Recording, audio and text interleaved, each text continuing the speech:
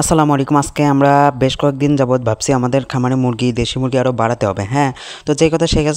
দেশি মুরগি বানানোর জন্য যেহেতু আমাদের খাঁচার প্রয়োজন, তো খাঁচার জন্য আমার খাঁচা একটা বানাবো।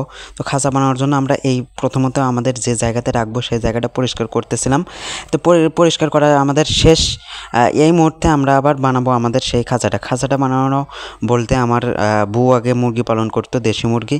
তার সে আর পালন করে না, বয়স হয়ে গেছে। তার খামারের তার খুপি, যেটা আমরা গ্রামের ভাষায় বলে থাকি, সেই খুপিটা আমরা নিয়ে আসতেছিলাম। আমি এবং আমার ভাতিজা সম্রাট, সে হেল্প করতেছিল। আমি দুইজন মিলে একসাথে নিয়ে আসতেছিলাম। এগুলো আমরা উপর থেকে একটু পরিষ্কার করে নিয়ে যেন পাতলা হয়, রওনা দিচ্ছি, বাড়ির দিকে রওনা দিয়ে এইগুলো আমরা নিয়ে আসার পর এই জায়গাতে একটু হলো, মানে ভারী অনেক। তো দেখতে দেখতে আমরা পৌঁছে গেলাম আমাদের বাড়ির দিকে, আমাদের সেই গন্তব্যস্থানে বাড়ি। তো এই জায়গাতে আসার পর আমরা আবার পরে আর একটা চড়াট ছিল, ওইটা নিয়ে আসলাম। নিয়ে এসে আমরা বানানো শুরু করি। যেহেতু এখানে প্রায় 10-15টার মতো মুরগি আসবে, যেহেতু আমরা ছেড়ে পালন করব মুরগি। তো আমাদের কাজ প্রায় শেষের মধ্যে, যেহেতু আমি একটু তো কাজ শেষের মধ্যেও হয়নি, মানে সাইড দিয়ে একটু বেড়া দিচ্ছিলাম শক্ত করে। এর পাশাপাশি আমরা চড়াটটা মজবুত করে দিচ্ছিলাম যেন মুরগি আরামসে থাকতে পারে এবং অনেকগুলো মুরগি ভালোভাবে থাকতে পারে, কোনো যেন শিয়ালের যেন কোনো সমস্যা না হয়। তো সম্রাট ওইভাবে লোহা মারিয়ে দিচ্ছিল সুন্দর করে। আমি এই সাইড দিয়ে শার্ট ধরছিলাম, অর্থাৎ শক্ত করে ধরতেছিলাম। এই পাশে আবার বাঁধতেছিলাম।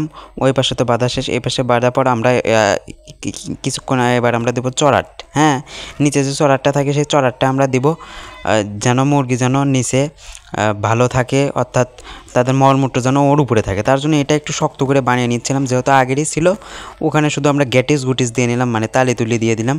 এরপর আমরা এখানে ঢোকানোর চেষ্টা করছিলাম, ঢুকছিল না। পরে আমরা আবার ওগুলো ওই চড়াটাকে খুলে আবার এই উল্টো করে দিয়ে এইভাবে দিয়েছি। এভাবে আলহামদুলিল্লাহ আমাদের কাজ প্রায় শেষ। এবার আমরা আমাদের খামারের মধ্যে ওইটা তুলবো। এইভাবে আমরা অনেক কষ্ট করে দিতেছিলাম, মানে ওটা যাচ্ছিল না।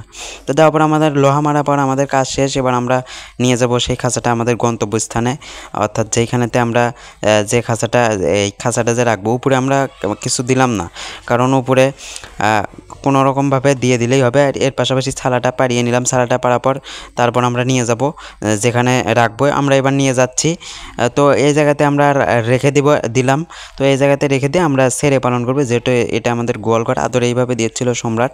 আমি আর বললাম যে এইভাবে দেওয়ার পর আমাদের কাজ উপর দিয়ে আমি আবার উপর দিয়ে এইভাবে দিচ্ছিলাম।